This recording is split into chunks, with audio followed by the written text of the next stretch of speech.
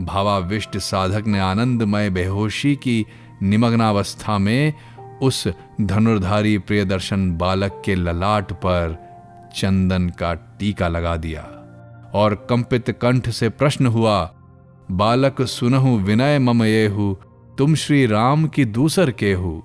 सुधा सिक्त कंठ स्वर में उत्तर मिला, सफल राम अवतार गोसाई। गोस्वामी तुलसीदास। सांझ की अंधियाली भी उतर रही थी। तुलसीदास द्विवेदी बड़े चिंतित हो उठे। यजमान के घर के काम से इतनी दूर चले आए हैं, देर भी तो बहुत हो गई है। अब तक अपने गांव राजापुर को नहीं लौट सके। उतावले पैरों से उस तरफ को वे अब चल पड़े हैं, बिल्कुल छूटे तीर की तरह। घर लौटकर देखा कि उनकी पत्नी घर में नहीं है। ये क्या हुआ? ऐसे असमय में तो पत्नी रत्नावली को कहीं जाना नहीं था। घर आंगन में तिल तिल ढूंढकर तुलसी पड़ोस के घर में पत्नी की टोह लेने पहुंच गए। वहां से पता चला कि उनके ससुर महाशय की अंतिम घड़ी आ चली है। ऐसा समाचार पाकर पत्नी रत्नावली आनन फानन अपने नहर चली गई है। सच पूछिए तो रत्ना को छोड़कर अपना कहा जाने वाला उनका कोई नहीं है। इन दिनों सूने संसार में ये पत्नी ही उनके लिए सब कुछ बनी हुई है। उसे आंखों से ओट करना तुलसी के लिए अत्यंत कठिन हो गया है। फिर उनकी पत्नी भी तो है परम रूप लावण्यमयी, गुणों की भी कमी नहीं। सारा मन प्राण उड़ेलकर तुलसी उस पर न्यौछावर है। उसे केंद्र बनाकर ही तुलसी का जीवन हिंडोले मार रहा है। विवाह के बाद बार बार पत्नी रत्ना को लिवा जाने की खातिर उनके मायके से नहर से बुलावा आता रहा, किंतु तुलसी के लिए यह संभव नहीं हुआ कि पत्नी को नहर भेजकर वे उसके वियोग की असहनीय वेदना सहने की खातिर अपने को किसी भी कीमत पर राजी कर सकें। टोल मोहल्ले के लोग इसी कारण उन्हें स्त्रैण, मोहांध इत्यादि कहकर निंदित करते, किंतु तुलसी ने ऐसी गालियों की कभी कोई परवाह नहीं की। रत्ना यदि आज ही नहर जाने के लिए आमादा थी, तो भी क्या वो तुलसी के घर लौट आने तक रुककर इंतजार नहीं कर सकती थी? पत्नी के इस छलमय उपेक्षा भाव को याद कर उनका कलेजा रह रहकर फटने लगा। उसके पिता की हालत खराब है, पता नहीं उसे कब तक अपने मायके में ही रह जाना पड़े। तुलसी के हृदय में अधीरता का भाव अब उन्माद बनकर जग पड़ा। बाहर मूसलाधार बारिश हो रही है, पर इसकी परवाह किए बिना ही तुलसी घर से उसी असमय बाहर निकल पड़े। उनके शरीर पर धोती के अलावा कोई दूसरा वस्त्र तक नहीं है। उन्हें आंधी पानी के महातांडव का जैसे कोई भान ही नहीं रहा। आसमान की छाती चीरकर नागिन की तरह गरजती बिजली रह रहकर कौन धुटती है। वज्रपात का तुमुल नाद कान फाड़ रहा है। इस तेज बारिश ने पेड़ पौधों को तोड़ गिराया है। तुलसी का अपना शरीर भी क्षत विक्षत हो रहा है, पर उन्हें होश नहीं। भीगी देह फटे वस्त्र के साथ उद्भ्रांत की भांति वे ससुराला पहुंचे। इस प्रकार अचानक उनका उस अवस्था में उपस्थित हो जाना सबको आश्चर्यचकित कर रहा है। स्त्रैण स्वामी ने ये कैसी अकारण उन्मत्तता की? शर्म और दुख के मारे रत्ना तो जैसे मिट्टी में गड़ गई। पागलपन की भी तो कोई सीमा होती है। ये क्या कर डाला? रत्ना की बड़ी बड़ी आंखें अब क्रोध से जल उठी। नहीं, मुझसे अब सहा नहीं जाएगा। कठोर स्वर में उसने अपने स्वामी की भर्त्सना की। सुनो, अब तक तो ठीक ठीक समझ रही हूं कि मेरे प्रति तुम्हारा यह आकर्षण निरे मोह के कारण है, प्रेम के कारण नहीं।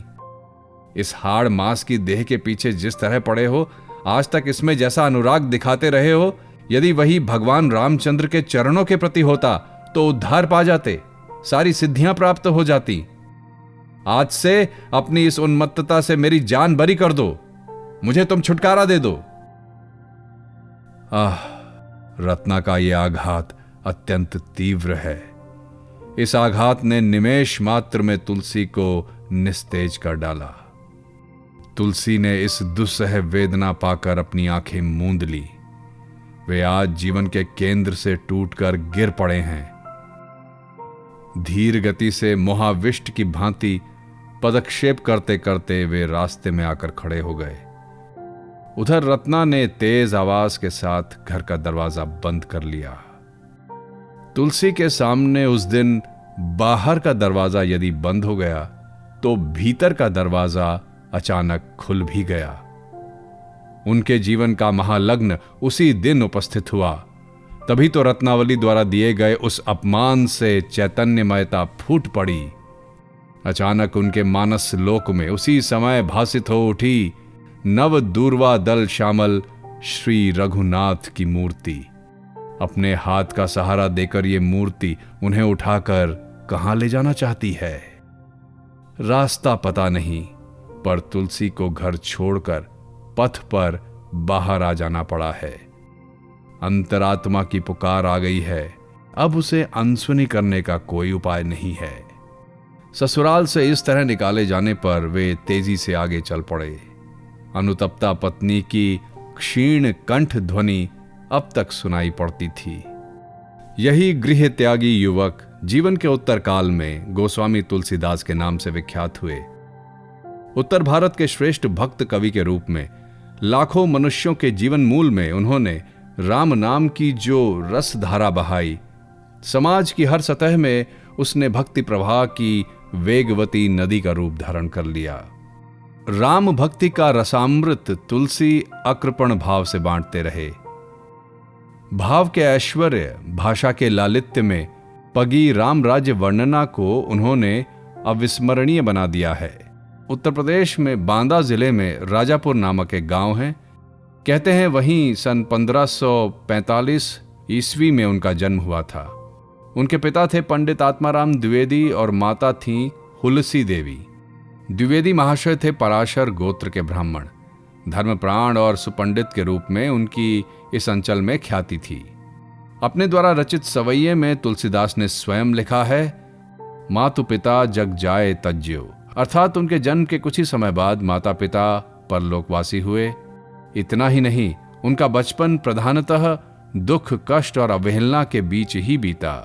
ये खेद उनकी कविताओं में प्रायः प्रकट हुआ है। माता पिता की मृत्यु के बाद पिता के गुरु नरहरि दास के आश्रम में इनका लालन पालन हुआ। कहते हैं कि इस प्रियदर्शन निराश्रय बालक पर उस वृद्ध महापुरुष की स्नेह दृष्टि पड़ी और उन्होंने अपने बेटे के समान इनका लालन पालन किया। बालक की शिक्षा दीक्षा इन्हीं की देखरेख में संपन्न हुई।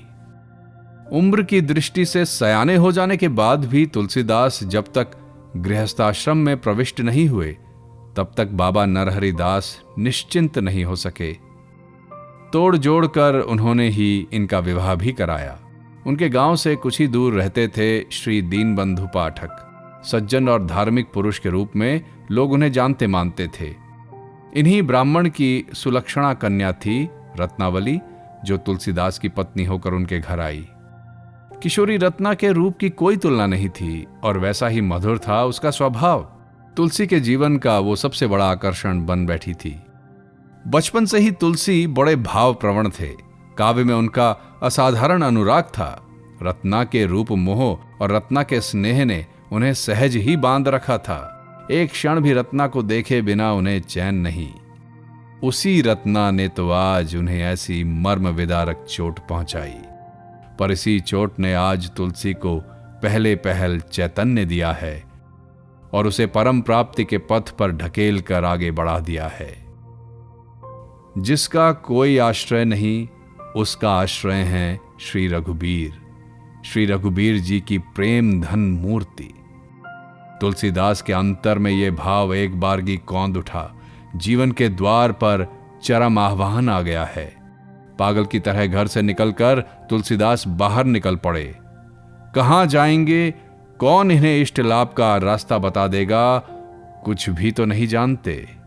पर बचपन से सुनते आ रहे हैं कि वाराणसी भारत का प्राण केंद्र है, अनेक साधकों और आचार्यों की वासभूमि है। अब इसी ओर उन्होंने अपने पांव बढ़ाए। हृदय में था मुक्ति का संकल्प और मुख में राम नाम का जप। गृह त्याग का यही पाथेय उन्हें वाराणसी की ओर ले चला।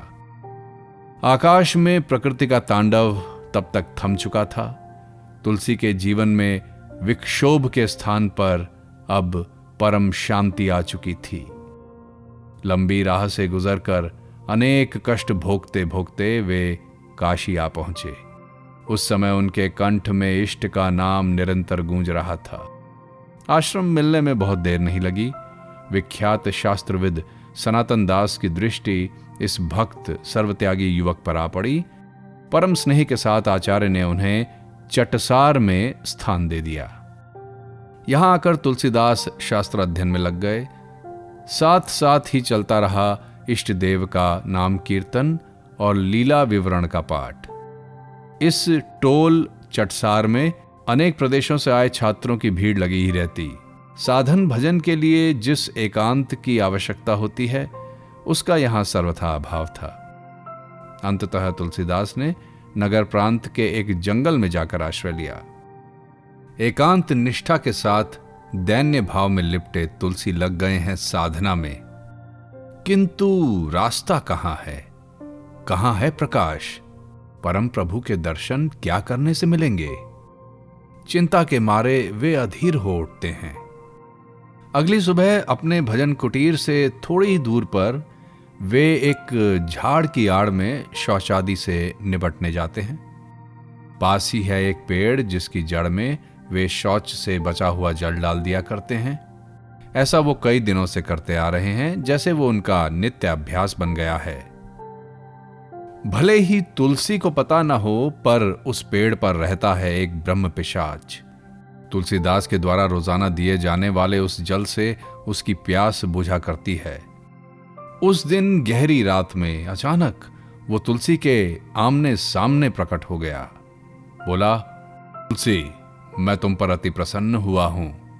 इस वृक्ष की जड़ में तुम जो जल प्रतिदिन डाल दिया करते हो, उसे पीकर मैं तृप्त हो जाता हूं। मैं तुम्हारा कौन सा उपकार कर दूं, बताओ। तुलसीदास विनीत स्वर में बोले, सूक्ष्म लोक में विचरण करने वाले किसी भी योनि के व्यक्ति आप क्यों न हो, मैं आपको प्रणाम निवेदित करता हूं। आप यदि मेरा कोई उपकार सचमुच करना चाहते हैं तो वर दीजिए कि मैं अपने इष्ट का लाभ कर लूं। प्रेत ठठाकर हंस पड़ा।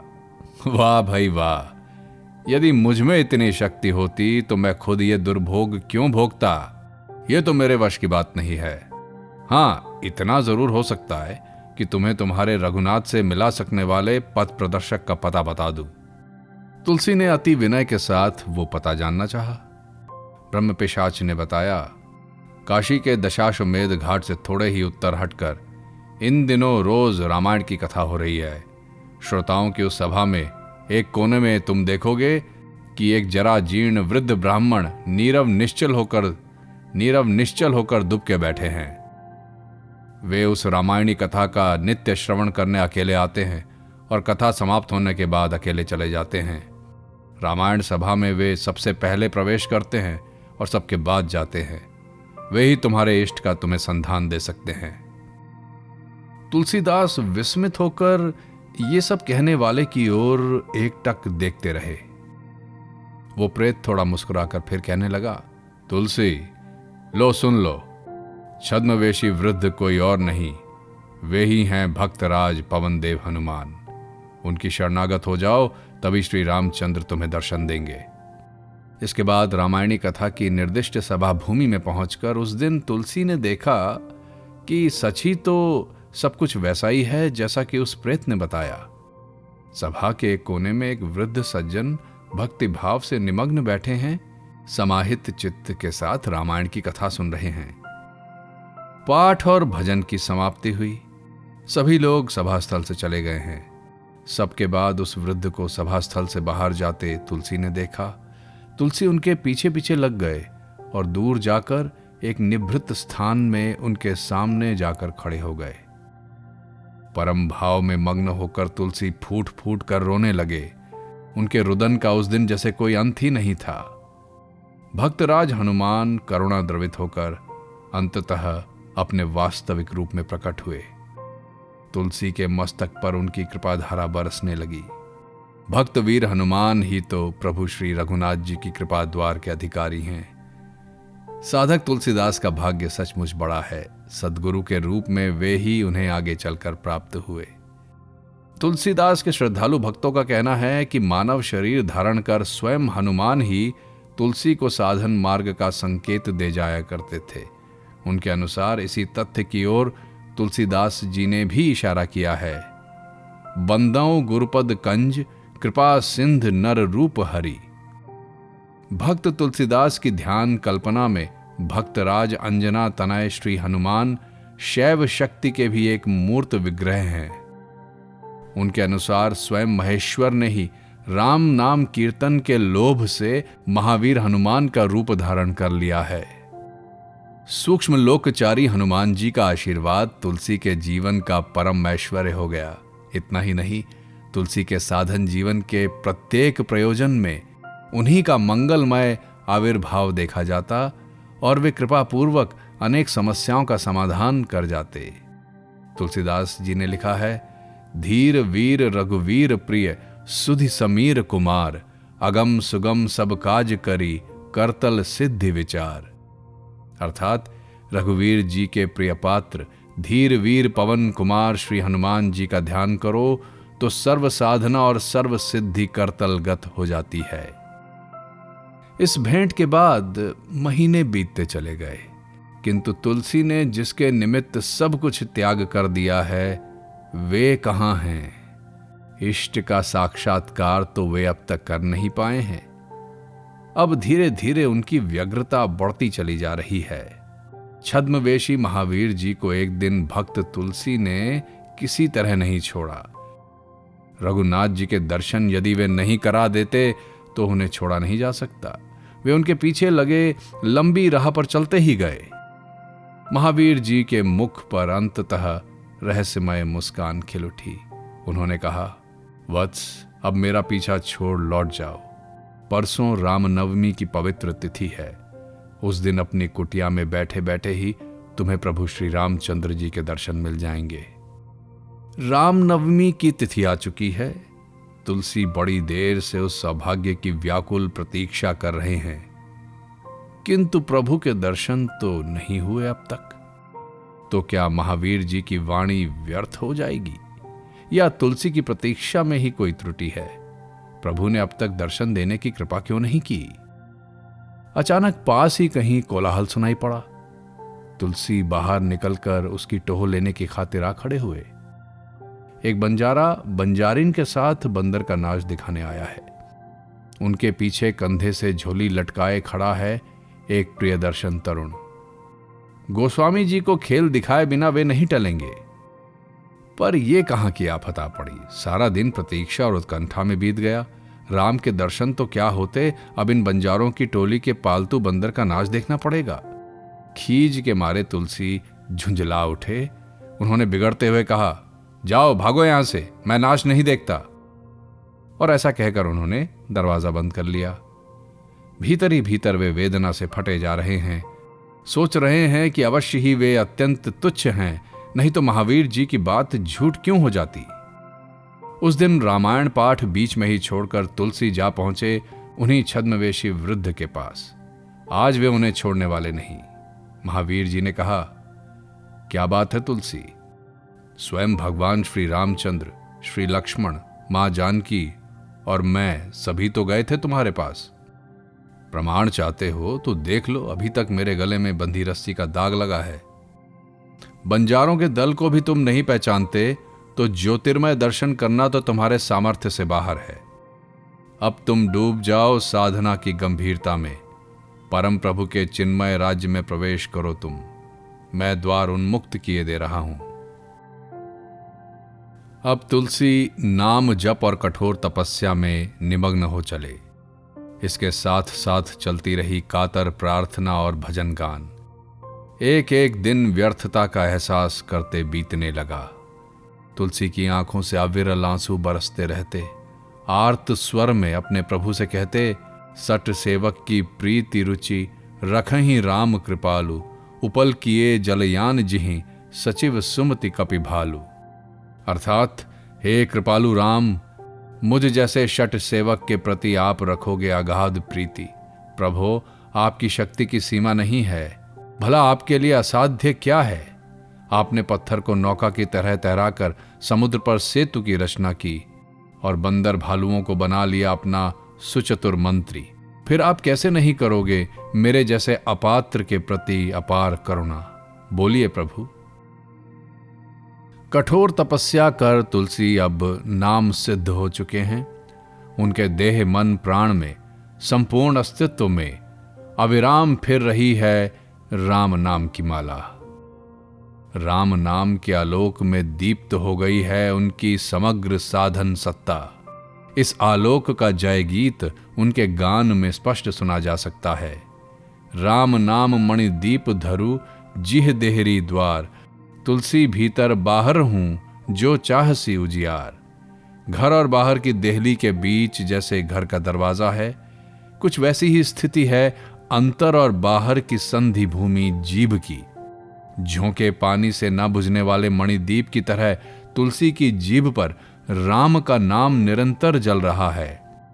जो कोई भी घर और बाहर को एक ही दीपक से प्रकाशित करना चाहेगा, उसे अंतर बाह्य को एक साथ उजागर करने के लिए उसे देहली द्वार पर उस दीपक को रख देना होगा।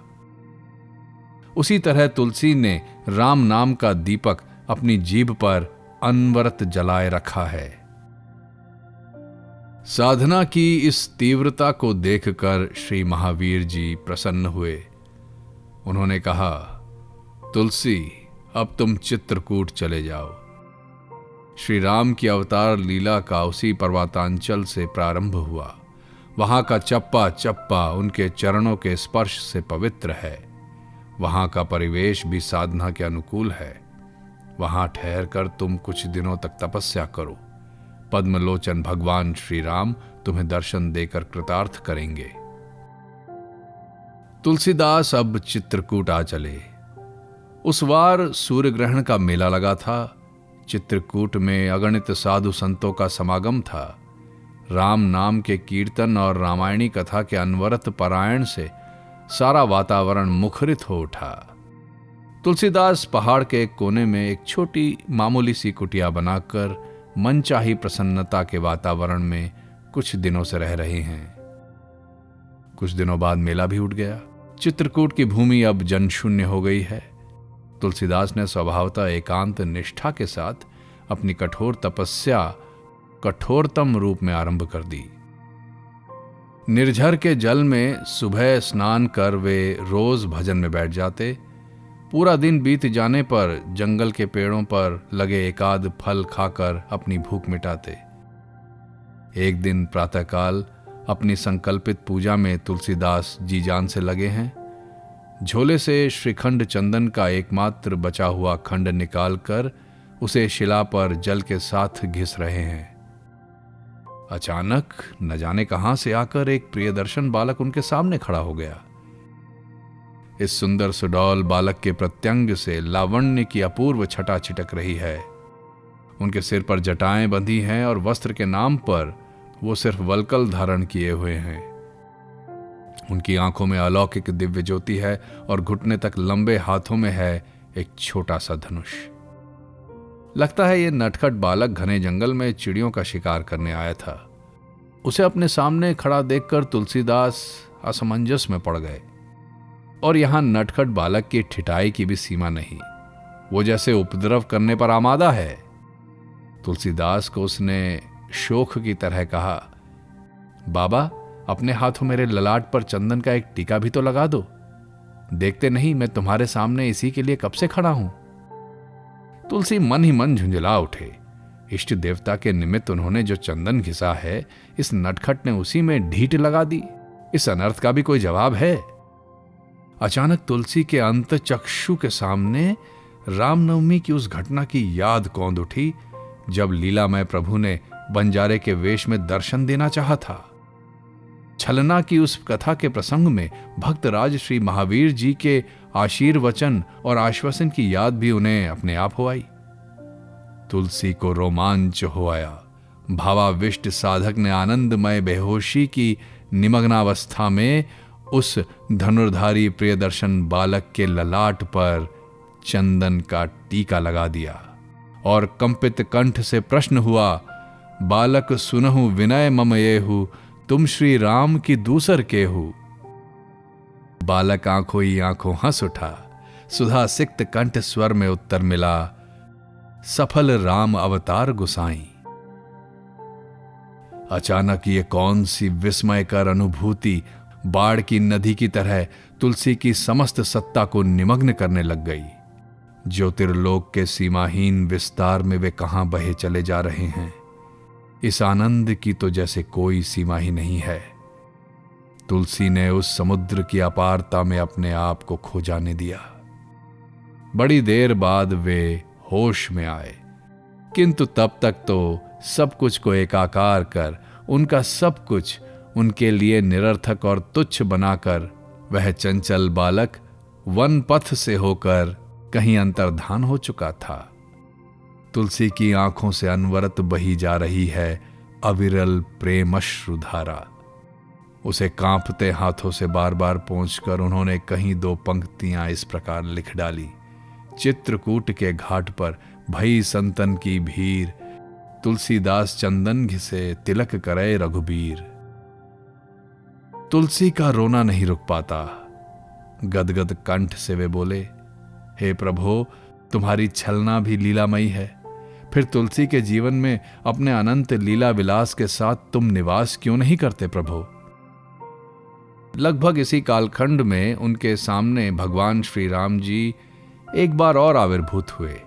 कृपामय ने तुलसी के प्रति कृपापूर्वक कहा, घबराओ मत तुलसी, तुम मुझी को प्राप्त होगे। मेरी लीला भी तुम्हारे हृदय में चिरकाल तक उद्भासित होकर विराजमान रहेगी। अब तुम जनमानस में मेरी लीला की कथा को अवस्थापित करने की चेष्टा करो। अपने लावण्यमय भाव ऐश्वर्य और काव्य सुषमा से मंडित कर उसे समाज के स्तर स्तर में बहा दो। कलिकाल के कलुषों अर्थात कलयुग के पापियों को पखार फेंकने के लिए तुम मेरी रामायणी कथा का वह नया संस्करण रच दो जो कलिकाल के प्राणियों को उद्धार का मंत्र बताए। राम का नाम और राम की लीला, तुलसीदास को इन्हीं दोनों के प्रचार का आदेश अब मिल चुका है। वे निकल पड़े हैं चित्रकूट और दंडकारण्य के उन लीला स्थलों की परिक्रमा करने जो श्री सीताराम के गुणगान के पावन स्पर्श से सदा पुण्यमय बने रहेंगे। श्री राम के चरणों की धूल ने उन्हें परम तीर्थ बना दिया है। दंडकारण्य के दर्शन से इष्ट देव श्री रामचंद्र की स्मृति ने तुलसीदास के हृदय में लीला का पुण्य प्रकाश प्रज्वलित कर दिया। इस अलौकिक स्मृति और अनुभूति को काव्य कथा की माला में भक्त तुलसी चिंतामणि की तरह पिरोने लगे। दंडक वन प्रभु कीन सुहावन, जनमन अमित नाम किए पावन, निश्चर निकर दलन रघुनंदन, नाम सकल कलि कलुष निकंदन। अर्थात सचमुच कृपामय प्रभु ने मुझ में दंडकारण्य की ही शोभा जगमगा दी है, किंतु ये दंडक तो है निरा जंगल। उनके नाम ने अगणित जनमन को पवित्र किया है। राक्षसों के समूह का विनाश श्री राम ने अवश्य ही किया था, पर उनके नाम से तो कलयुग के समस्त कलुषों का संहार संभव है। श्री राम और उनकी लीला भूमि दंडकारण्य से राम नाम की महिमा किसी भी दृष्टि से कम नहीं है। राम नाम के लिए नूतनतर रामायणी कथा लिखनी ही होगी। इसके लिए तुलसीदास प्रस्तुत हैं। इष्ट देव रघुवीर के ध्यान और जप से वे सदा विभोर रहते हैं। हृदय में उन्होंने अंकित कर ली है प्रभु की मंजुल मंगल मोहन मूर्ति। प्रभु के नीलकंज जैसे नेत्रों की छटा तुलसी के आंखों में रमी हुई है और उनके कंठ में है श्री राम के मधुर नाम की गूंज। अब तुलसी की संपूर्ण सत्ता ही राम नाममय हो उठी है। उन्होंने निश्चय किया कि नई रामायण की रचना से पहले वे एक बार उत्तर भारत के सभी तीर्थों के दर्शन करेंगे। इस पर्यटन के परिणाम स्वरूप इष्ट देव के चरणों में मति दृढ़ होगी। इस तरह नई रामायणी कथा के अनुरूप काव्य सामग्री का संग्रह भी किया जा सकेगा। श्री रघुनाथ जी के जन्मस्थान अयोध्या में सरयू के तट पर उन्होंने लंबे समय तक निवास किया। कहते हैं कि यहीं उनके मनचक्षु के सामने रामावतार की वह दिव्य लीला एक बारगी उद्भासित हो उठी, जो क्रमशः रामचरितमानस के रूप में रची गई काव्य रचना का आधार है। श्री राम की इसी कृपा का संकेत गोस्वामी जी कदाचित स्वयं दे गए हैं। नौमी भौमवार मधुमासा, अवधपुरी यह चरित प्रकाशा। महासाधक तुलसीदास के जीवन में अनेक योग विभूतियों का प्रादुर्भाव हो चुका था, किंतु उनकी ओर उनकी दृष्टि नहीं जाती थी। वे तो सिर्फ राम भक्ति के रस में सराबोर थे। चिन्मय इष्ट मूर्ति के साथ परम भक्ति की जिस आनंद लीला की अविराम धारा प्रवाहित हो चली थी, उसमें योग विभूतियां तिनकों की तरह बह गईं। अनेक तीर्थों का भ्रमण करते करते तुलसीदास जी इस बार वृंदावन में आ विराजे हैं।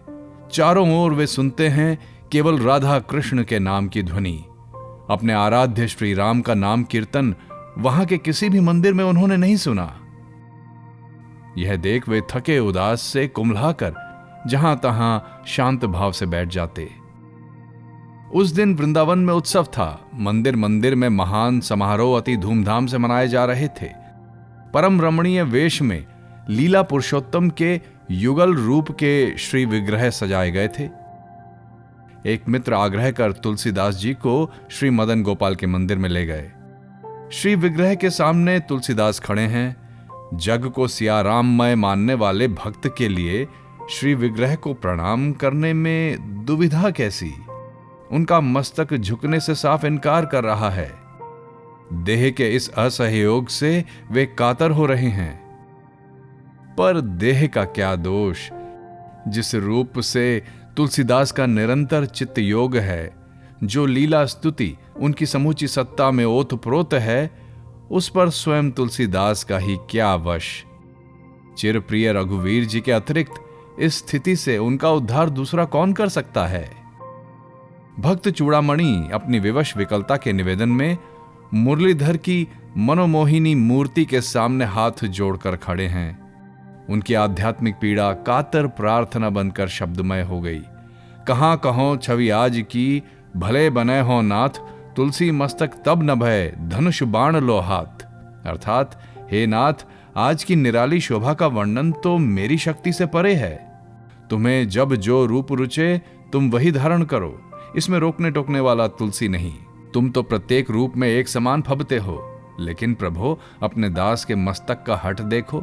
क्या इसे अपने कृपामय चरणों में झुकाने की खातिर तुम वंशी के बदले हाथों में धनुष बाण धारण कर लोगे? कहते हैं कि मदन गोपाल जी ने उस दिन भक्त तुलसी की मनोवांछा पूरी करने के लिए सचमुच धनुर्धारी रूप का आश्रय ले लिया।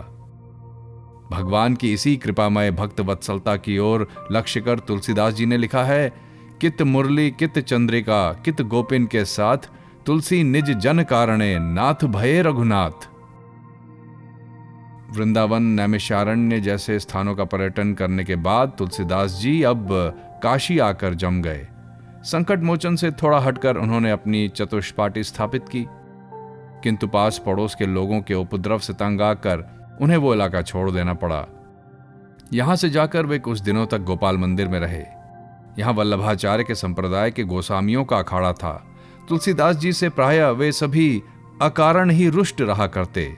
अंततः तुलसीदास को इस स्थान से भी विदा होना पड़ा। अब वे 80 घाट से थोड़ा उत्तर हटकर निवास करने लगे। कालांतर में तुलसीदास के इस साधन स्थल ने वाराणसी के धर्म और समाज जीवन में विशिष्टता प्राप्त कर ली। इसका आरंभ तुलसीदास जी के जीवन काल में ही हो चुका था। 80 घाट के निकट तुलसी घाट के नाम से प्रसिद्ध इस स्थान पर तुलसीदास की साधन गुहा और कुछ अन्य स्मृति चिन्ह अब भी सुरक्षित मिलते हैं। कहते हैं कि काशी में रहते तुलसीदास ने सर्वप्रथम नवरामायणी कथा को संस्कृत भाषा में लिखना चाहा। कहते हैं कि रामचरितमानस के प्रत्येक कांड के आरंभिक श्लोक उसी रचना के स्मृति चिन्ह हैं। संस्कृत में आरंभ किए गए उस ग्रंथ को गोस्वामी जी ने जनभाषा अवधी में क्यों और कैसे लिखा?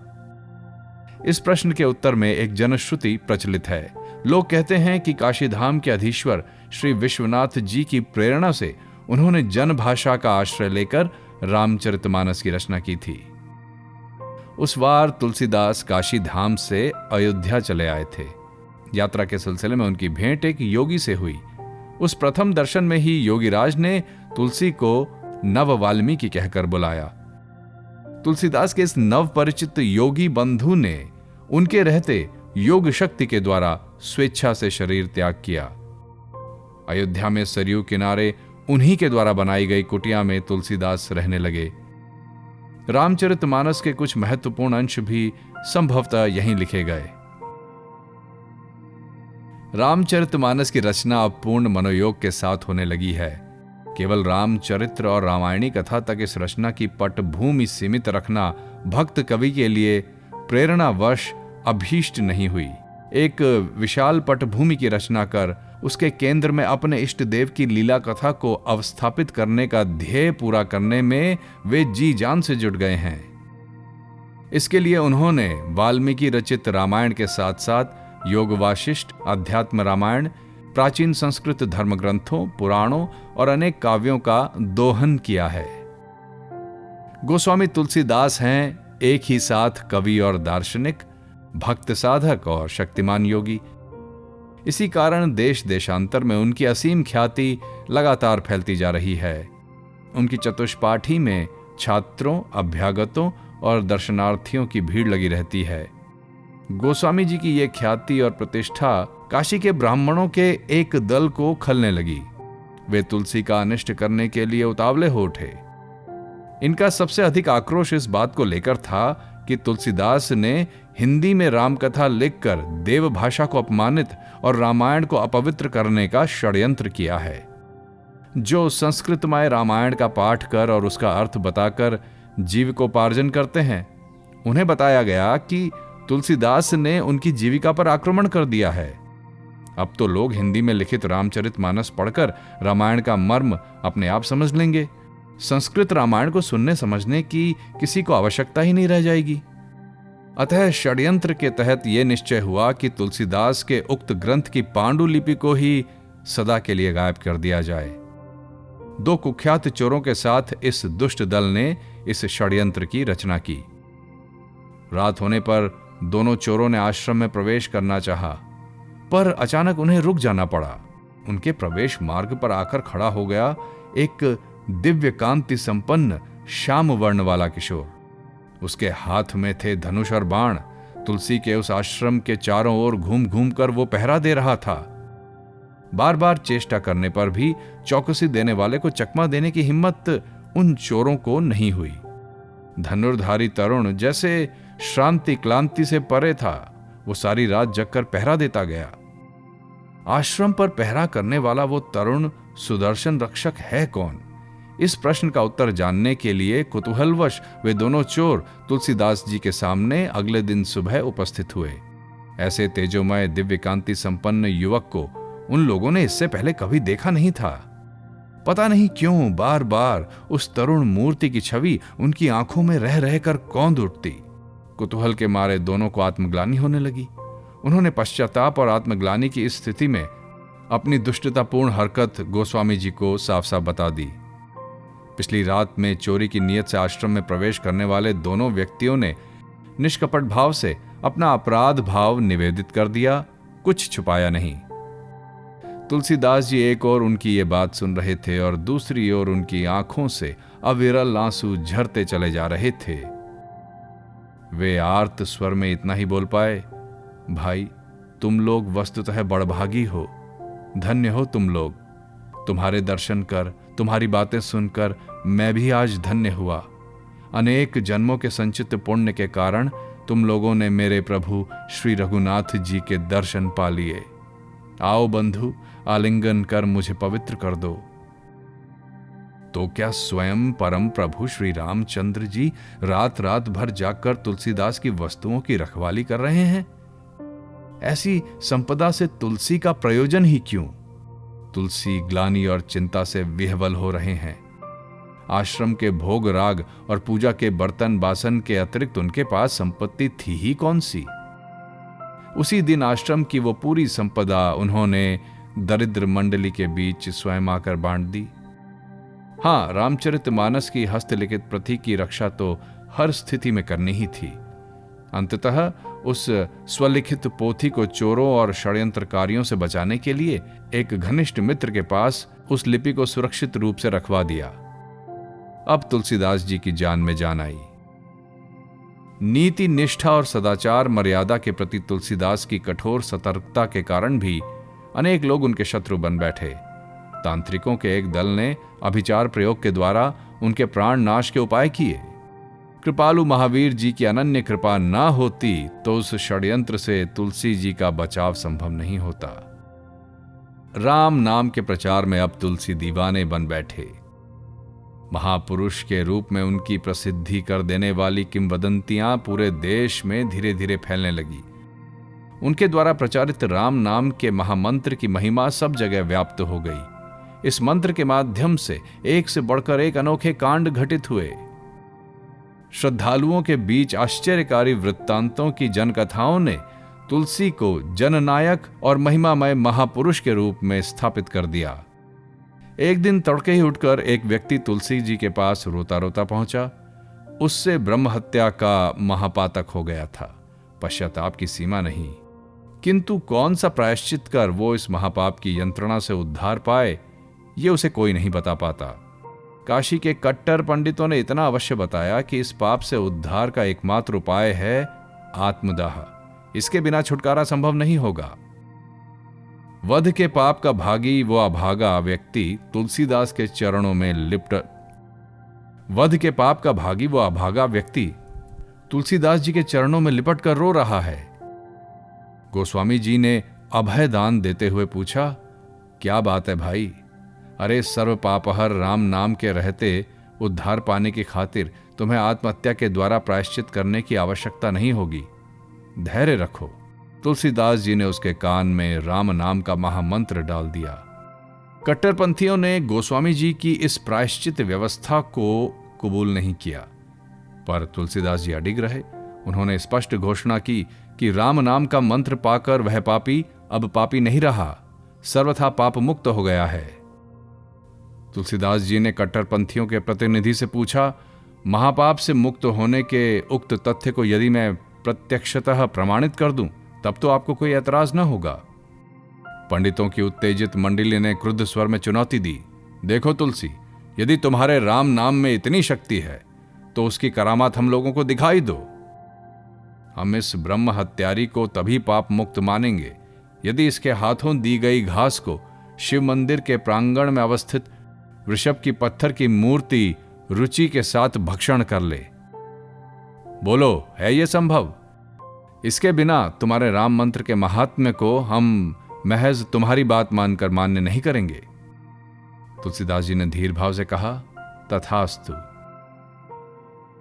कहते हैं कि अगणित जनसमूहों की आंखों के सामने शिव मंदिर के पाषाणमय सांड ने ब्रह्म हत्या करने वाले व्यक्ति के द्वारा दी गई घास कुतर कुतर कर खाई। श्री रामचंद्र जी की ऐश्वर्य स्मृति से तुलसीदास जी का हृदय सदा परिपूर्ण रहता था। इसीलिए किसी दरिद्र को दरिद्र देखना उनसे सहा नहीं जाता। वे स्वयं लिखते, नहीं दरिद्र सम दुख जग माही। उन्हें जब कभी अवसर मिलता वे दीन दरिद्रों को दुख से मुक्त करने के उपाय करते। तुलसीदास के योग ऐश्वर्य ने उनके जीवन के बचे हुए काल में अगणित नर नारियों को उनके चरणों में आश्रय ग्रहण करने की प्रेरणा दी। उनके संबंध में अनेक आश्चर्यचकित करने वाली जनश्रुतियों की सृष्टि उस समय स्वभावतः हुई होगी। ऐसी ही जनश्रुतियों से आकृष्ट होकर दिल्ली के उस समय के बादशाह ने एक बार उन्हें अपनी राजधानी में निमंत्रित किया। बादशाह का अनुरोध हुआ कि गोस्वामी जी अपनी अलौकिक शक्ति का कोई चमत्कार प्रदर्शित करें।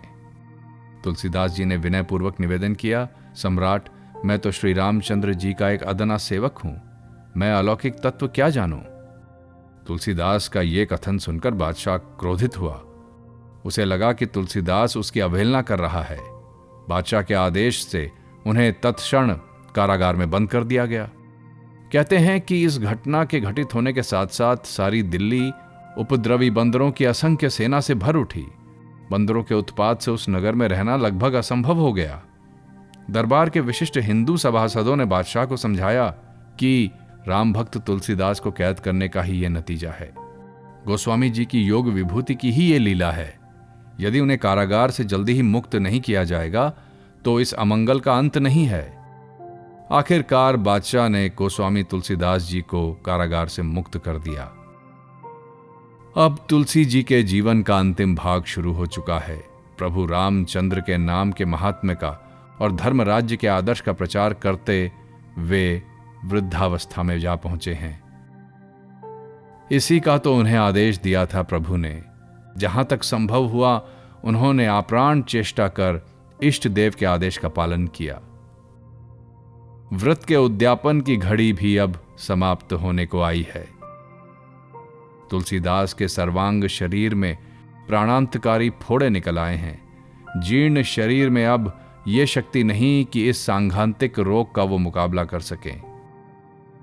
क्या अपने प्रिय भक्त को श्री रघुनाथ जी अब अपने लोक में वापस बुला लेना चाहते हैं? प्रभु का आलिंगन पाश क्या मृत्यु के रूप में जल्दी ही उपस्थित होगा? तुलसीदास जी ने अपने सेवकों से अंतिम घड़ी की बात इस प्रकार कही। राम नाम जस बरनि कै भयो चहत अब मौन, तुलसी के मुख दीजिए अब तो तुलसी सौन। अस्सी घाट के पास अपने आश्रम में तुलसीदास अपनी शैया पर पड़े हैं।